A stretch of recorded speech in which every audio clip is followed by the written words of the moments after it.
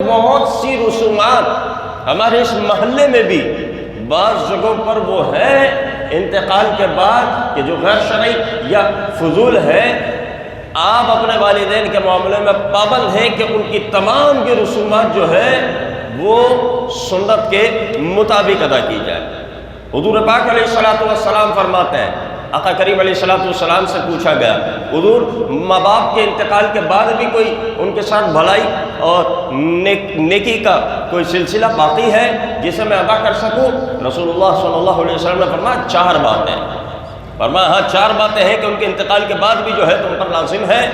ان پر نماز پڑھنا، ان کے لیے دعائے مغفرت کرنا، ان کی وصیت نافذ کرنا، ان کے دوستوں کی نگہداشت اور عزت کرنا، جو رشتہ ان کی جانب سے ہے اس رشتے کے ساتھ نیک سلوک کرنا۔ تو فرمایا یہ وہ نیکی ہے کہ جو والد یا والدہ کے انتقال کے بعد بھی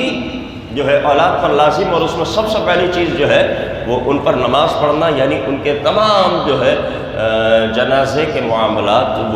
وہ مکمل کرنا۔ تو یہ پہلا حق ہو گیا کہ والدین کے انتقال کے بعد ان کی تجہیز و تکفین کے معاملات سنت کے مطابق کرنا، مستحبات کی اس میں رعایت رکھنا۔ دوسری چیز ان کے لیے دعا اور استغفار ہمیشہ کرتے رہنا اور کبھی اس سے غافل نہ ہو۔ والدین جب اس دنیا سے چلے جائیں، فرمایا ان کے لیے دعا اور استغفار لازم ہے۔ حدیث مبارک میں ہے ماں باپ کے ساتھ نیک سلوک میں سے یہ بات بھی ہے کہ اولاد ان کے بعد ان کے لیے دعائے مغفرت کرے۔ جن کے والدین رخصت ہو چکے ہیں وہ صبح سے شام تک کتنی بار اپنے ماں باپ کو یاد کر لیتے ہیں؟ دعا میں، وراثت کے معاملے میں یاد آ جاتے ہوں گے، گھر کو دیکھ کر کے یاد آ جاتے ہوں گے، دعا عین دعا میں ہم کتنا یاد کرتے ہیں، اور ہمارے والدین ہمیں صبح سے شام تک کتنی بار یاد کرتے تھے۔ ہاں ذرا سا دیر ہو جائے کام واپس آنے میں تو والدین پریشان، ہاں ذرا سی طبیعت ناساز ہو جائے تو والدین پریشان،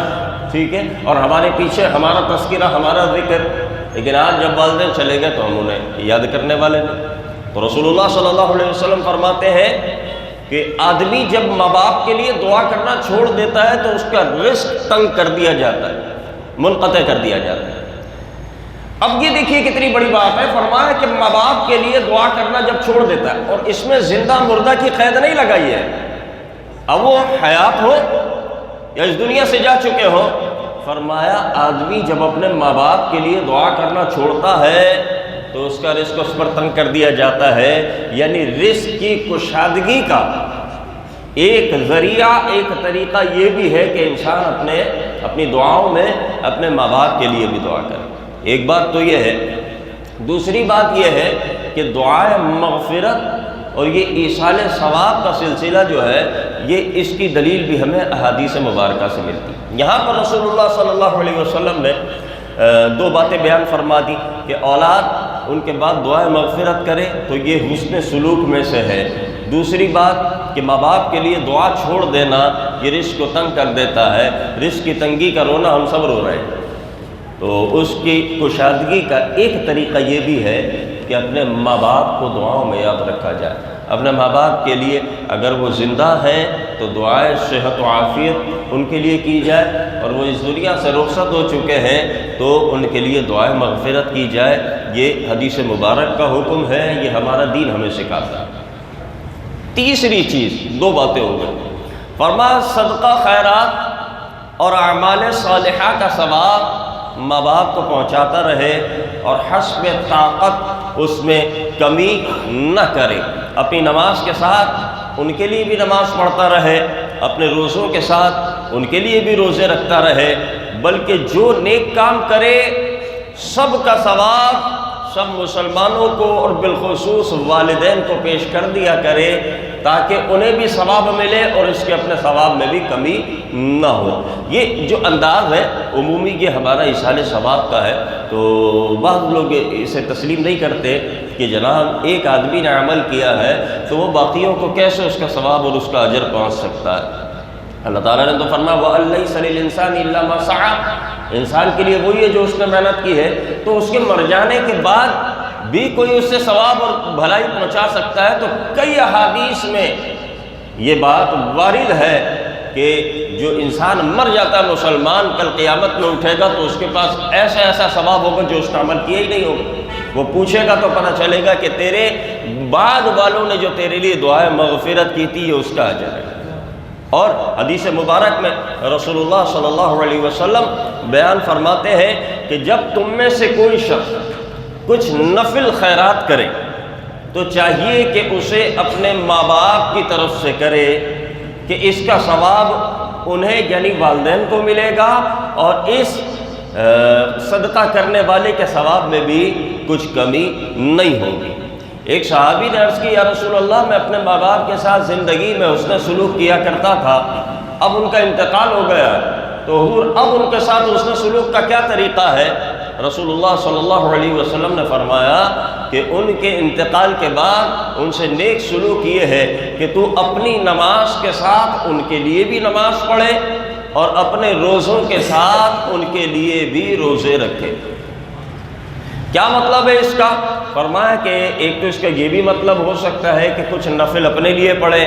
اور کچھ نفل والدین کے لیے بھی پڑھ لیں۔ نفلی روزے رکھ رہے ہیں تو کچھ روزوں میں والدین کے ایصال ثواب کی نیت کر لے، اور فرمایا دوسرا معنی یہ ہے کہ عبادت آپ جو بھی کریں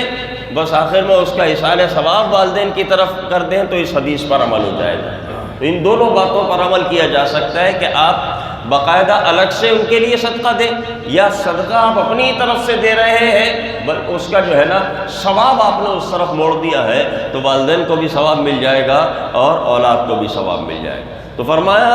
بلکہ یہاں تک فرمایا کہ جو شخص نفلی صدقہ دے اس کے لیے افضل ہے کہ تمام ایمان والوں کی نیت کرے، کیونکہ انہیں بھی ثواب پہنچ جائے گا اور اس کے اپنے ثواب میں بھی کوئی کمی نہیں ہوگی۔ تو یہاں پر دو باتیں، ایک چیز تو یہ ہے کہ دیکھو مرحوم والدین، ان کا حق صرف اتنا ہی نہیں ہے کہ آپ قبر اچھی بنا دیں بس ہو گیا، قبر پر ماربل لگا دیا، آپ نے ٹائل لگا دیا، یہ کافی نہیں ہے، بلکہ ان کے حقوق عملی زندگی میں،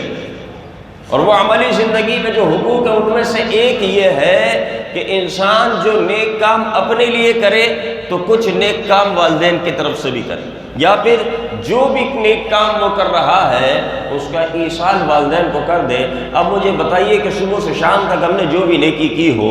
اگر صرف ہاتھ اٹھا کر کے اللہ تعالیٰ کی بارگاہ میں یہ دعا کرنا کہ اللہ جو بھی میں نے نیکی کی ہے میرے والدین کو اس کا ثواب پہنچا دے، تو اس میں کون سی مشقت ہے؟ اور کون سا جناب اس میں کوئی بہت زیادہ وقت لگ رہا ہے یا کوئی بہت اہتمام کرنا پڑ رہا ہے؟ ارے کبھی ایسا موقع نہیں ہے نا کہ آپ ہاتھ اٹھا کر دعا کریں، صرف دل میں ارادہ کر لیں کہ اللہ اس کی نیکی، اس کا ثواب میرے والدین کو پہنچے، تو بس یہ بھی کافی ہے اللہ تعالیٰ کی بارگاہ میں۔ تو اس میں کیا مشقت ہے کہ اگر ہم اپنی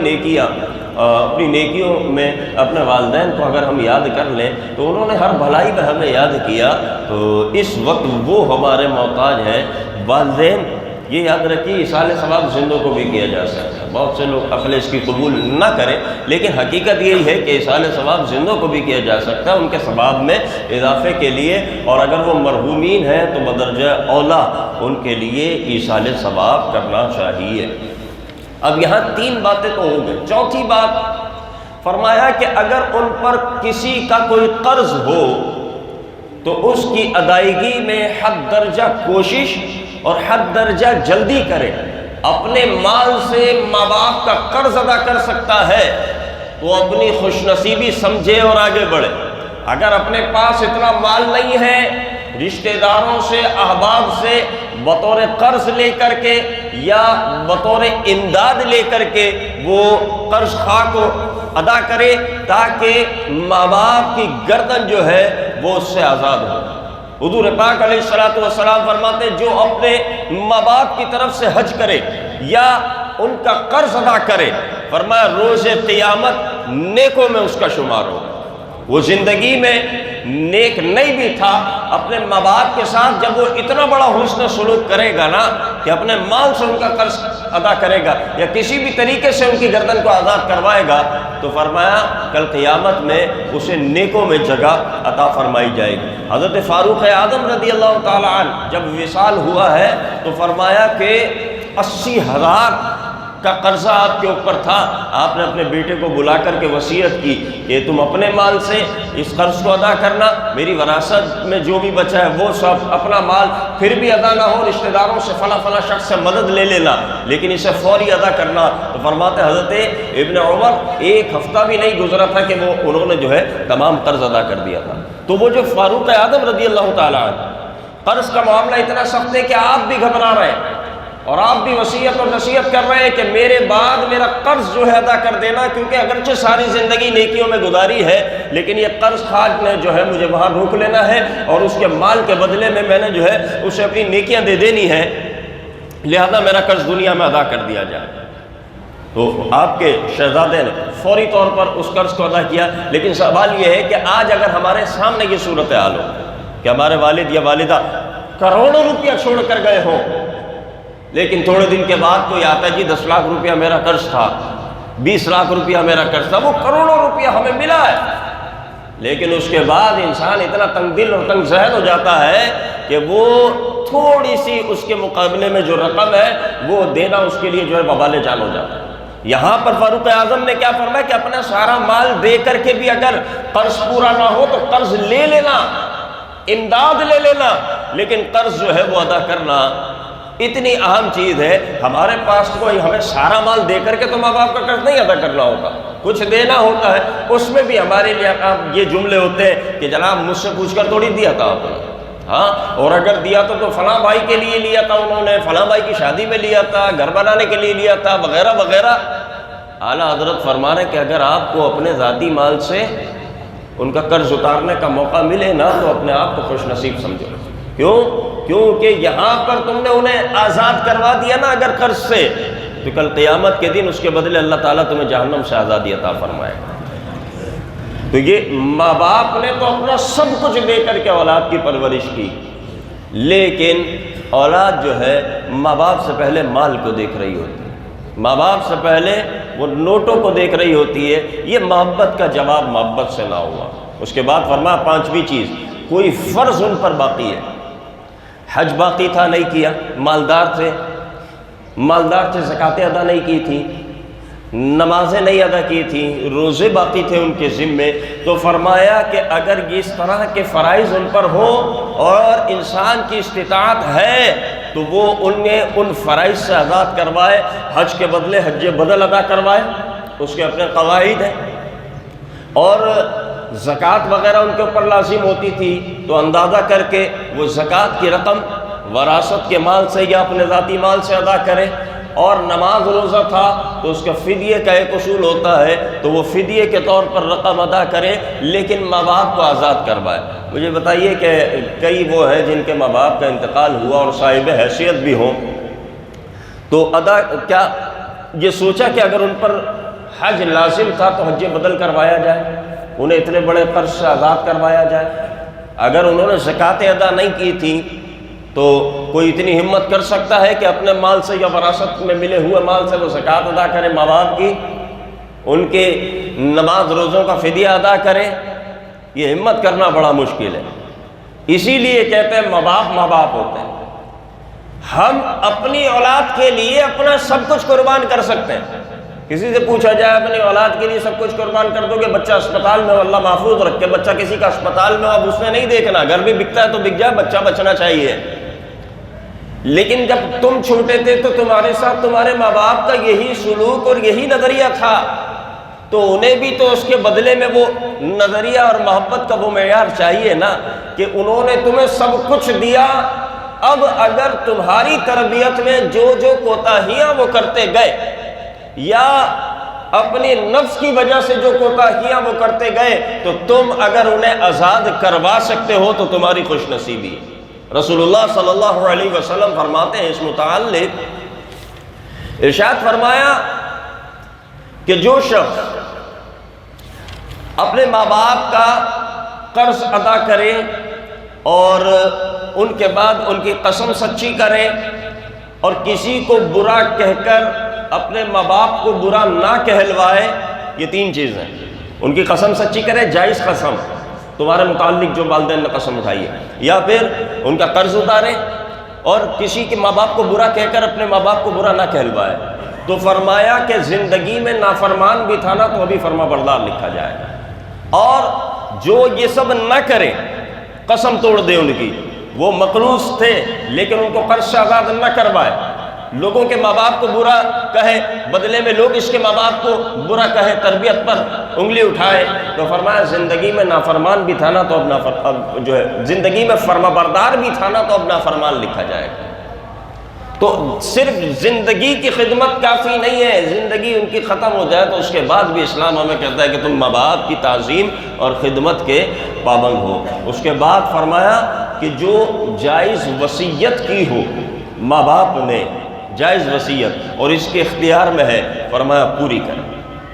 اگر انہوں نے وراثت کے اپنے مال سے متعلق وصیت کر دی تھی کہ جناب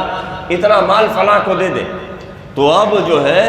وہ قانون نہ بدلے، اب ان کی وصیت کو نہ توڑے، اب ہاتھ پیر نہ مارے، بلکہ ان کی وصیت کو پورا کرے۔ اگرچہ اپنے مال میں کمی ہو جائے گی،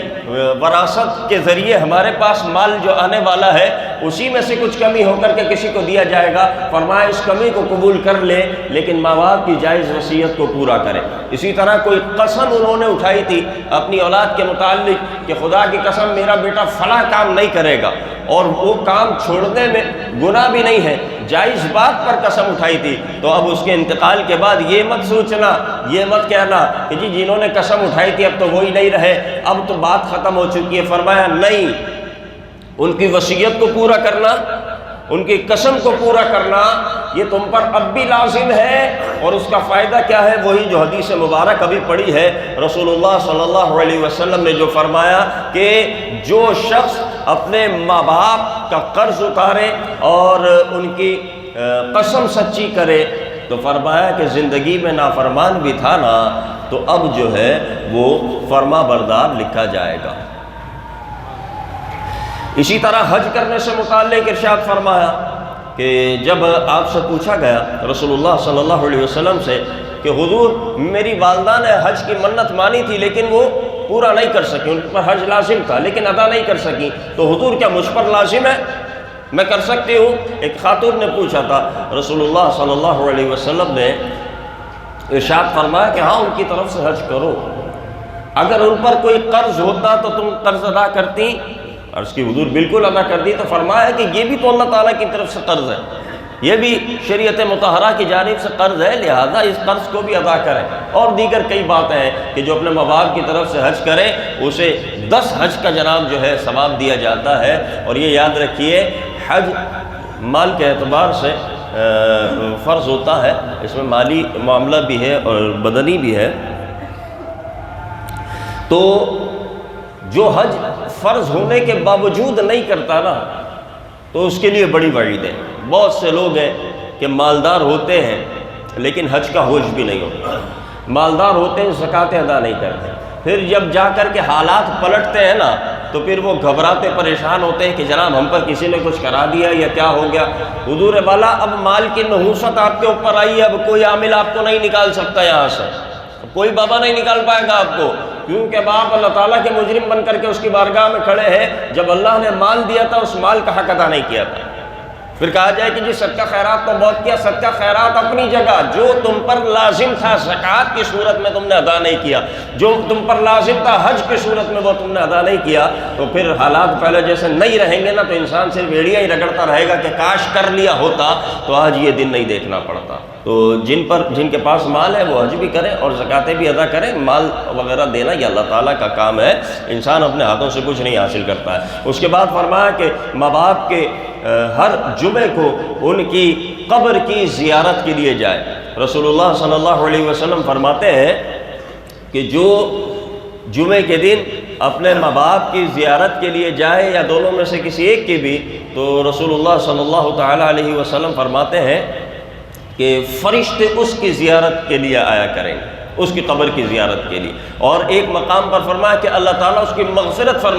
فرما دیتا ہے جو جمعے کے دن ماں یا باپ یا دونوں ان کی قبر کی زیارت کے لیے جائے۔ تو بالکل قبروں کی زیارت کرنا جائز ہے، لیکن احترام کے ساتھ، ایسا نہ ہو ثواب کے لیے جائیں اور مزید گناہ کر کے آ جائیں۔ اس کے بعد فرمایا کہ ماں باپ کے رشتہ داروں کے ساتھ نیک سلوک کریں۔ ہمارے ہاں کیا ہوتا ہے، باپ کا انتقال ہو جائے تو وہ ددیال گئی،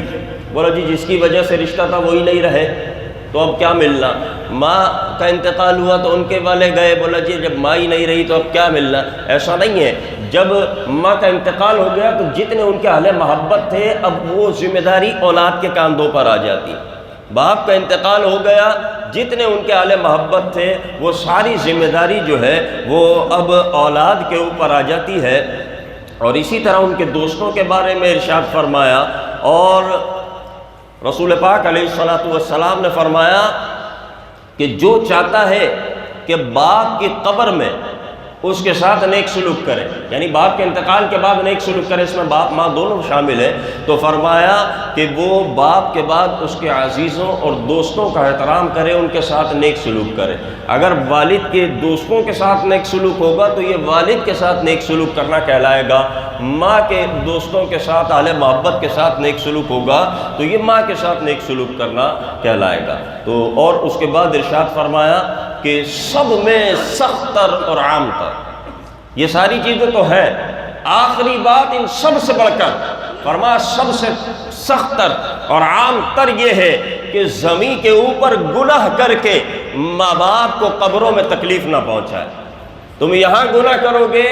ماں باپ کو وہاں تکلیف، اب یہاں پتہ چلے گا، باقی ساری باتیں بھی ہیں، یہ سب سے بڑی چیز، کیونکہ اس کے لیے اپنی زندگی کو تبدیل کرنا پڑے گا۔ ماں باپ کی محبت پر یہ بات دلیل ہے کہ انسان اپنے اعمال کو تبدیل کر لے، کیونکہ رسول اللہ صلی اللہ علیہ وسلم فرماتے ہیں کہ ہر دوشنبہ اور پنجشنبہ یعنی پیر اور جمعرات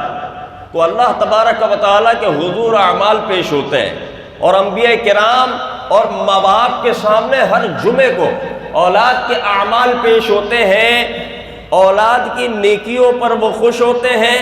ان کے چہرے کی صفائی اور چمک بڑھ جاتی ہے، تو فرمایا اللہ سے ڈرو اور اپنے مردوں کو اپنے گناہوں کی وجہ سے تکلیفیں نہ پہنچاؤ۔ یہ ماں باپ کے لیے خاص طور پر ہے، فرمایا ہر جمعے کے روز ماں باپ کے پاس اولاد کے اعمال پیش کیے جاتے ہیں، اور اگر اولاد کے اعمال اچھے ہوں تو ان کی چمک میں اضافہ ہو جاتا ہے، اور اعمال برے ہوں تو یقیناً وہ انہیں رنج اور تکلیف پہنچتی ہوگی۔ تو حضور والا صرف 15ویں شب کو قبرستان چکر لگا لینا کافی نہیں ہے، صرف وہاں رنگ و روغن کر دینا، قبر کو اچھا بنا لینا، پیاری امی جان پیارے ابو جان لکھ دینا، یہ کافی نہیں ہے۔ یہ جو ہے بیٹا ہونے کی جو ہے حق ادا نہیں ہوا، اس سے حق ادائیگی اس وقت ہوگی جب ان سارے باتوں پر عمل ہوگا۔ آج یہ جو فرمایا کہ ماں باپ کے اہل محبت سے حسن سلوک کرے، سب سے بڑھ کر حسن سلوک ماں باپ اپنی اولاد کے ساتھ کرتے ہیں، تو کیوں ہم باپ کے انتقال کے بعد بھائی سے لڑ رہے ہوتے ہیں؟ حالانکہ حدیث ہمیں کہہ رہی ہے کہ ان کے اہل محبت سے حسن سلوک کرو، تو باہر والے سے تو حسن سلوک ہو رہا ہے، لیکن اپنے سگے بھائی سے بندہ لڑ رہا ہے، اپنی سگی بہن کا حق دبا رہا ہے، وہ تو سب سے بڑھ کر حسن سلوک کے مستحق تھے۔ تم یہ نہیں دیکھو تمہارا بھائی ہے، تم یہ نہیں دیکھو تمہاری بہن ہے، تم نے تو یہ دیکھنا ہے کہ یہ وہ شخص کھڑا ہے میری ماں جس سے محبت کرتی تھی، یہ وہ شخص میرے سامنے میرا باپ جس سے محبت کرتا تھا۔ تو باپ اور ماں کے رشتے سے اپنے بہن بھائیوں کو دیکھو گے تو ان کے حقوق ادا ہوں گے۔ ہمارے ہاں وراثت پر کتنے جھگڑے ہوتے ہیں، ایک دوسرے کے خون کے پیاسے ہو جاتے ہیں، عزتیں تار تار کر دی جاتی ہیں، کورٹ کچہری شروع ہو جاتا ہے، جناب اس مال کے پیچھے کے جو تمہارے لیے تمہارے ماں باپ نے چھوڑا، حقیقت تو یہ ہے کہ وہ ہمارا تھا بھی نہیں، وہ تو ہمارے ماں باپ نے کمایا۔ یہ تو اسلام نے اتنا اچھا قانون دیا ہے کہ وہ ہمارے حصے میں آ رہا ہے۔ تو حالانکہ احادیث میں کیا فرمایا گیا ہے کہ تمہیں اپنے مال سے بھی مالی طور پر ان کی باتیں، ان کی قسمیں، ان کے فرائض، ان کے قرض اگر ادائیگی کا موقع ملے تو اپنے لیے خوش نصیبی سمجھو۔ ہم نے اپنے لیے خوش نصیبی صرف ان رسموں کو سمجھا ہوا ہے کہ جناب صرف لوگوں کو دکھانے کے لیے جو رسمیں ہیں ان کو میں پورا کر لوں، میری زندگی جیسی بھی گزرے، میری حیات جو بھی ہو۔ یہ بیٹا ہونا جو ہے نا اسے نہیں کہتے، بیٹا تو وہ ہوتا ہے جو ان سب چیزوں پر عمل کرتا ہے۔ تو حضور والا صرف بڑی رات کو قبرستان چلے جانا، پھول ڈال دینا، قبر پر ماربل لگا دینا، 4 فٹ اونچی قبر بنا دینا، پیارے ابو جان پیاری امی جان لکھ دینا، یہ کافی نہیں ہے۔ اگر واقعی اپنی ماں سے محبت کرتے ہو، واقعی اپنے باپ سے محبت کرتے ہو، اپنی زندگی کو تبدیل کر کے دکھاؤ۔ حضور والا زندگی کیسے تبدیل کر دیں؟ تو جب تم پیدا ہوئے تھے نا تو تمہارے باپ نے بھی زندگی تبدیل کر دی تھی، جب تم پیدا ہوئے تھے نا تو تمہاری ماں نے بھی اپنی زندگی تبدیل کر دی تھی، اپنی سب خواہشوں کا رخ تمہاری مسکراہٹ پر چھوڑ دیا تھا، اپنے تمام چین سکون راحت کا جو رخ ہے وہ ایک تمہارے لبوں کی مسکراہٹوں کی طرف پھیر دیا تھا۔ تو تمہاری ایک مسکراہٹ کے لیے جس نے اپنی زندگی کو تبدیل کر لیا، تمہارے بدن پر نیا سوٹ ڈالنے کے لیے جس نے نیا کپڑا پہننا چھوڑ دیا، جس نے تمہاری ضرورتیں پوری کرنے کے لیے اپنے کام کی مزدوری کی ٹائمنگ کو بڑھا دیا، تم اس کے لیے اسی کے مال میں سے خرچ نہیں کر سکتے، تم اس کے لیے گناہ بھی نہیں چھوڑ سکتے۔ اگر گناہ بھی نہیں چھوڑ سکے تو نہ پھر ہم بندہ اچھا بن سکے نہ بیٹا اچھا بن سکے۔ تو حضور والا یہ ہے اسلام جو بتاتا ہے کہ آپ یہ چھوٹی چھوٹی رسمیں تو ادا کرتے رہے، لیکن اصل میں اگر آپ کو فرما بردار بیٹا بننا ہے تو پھر ان چیزوں پر عمل کرنا پڑے گا۔ اللہ تعالی ہم سب کو توفیق عطا فرمائے۔ وآخر دعوانا ان الحمد للہ رب العالمین۔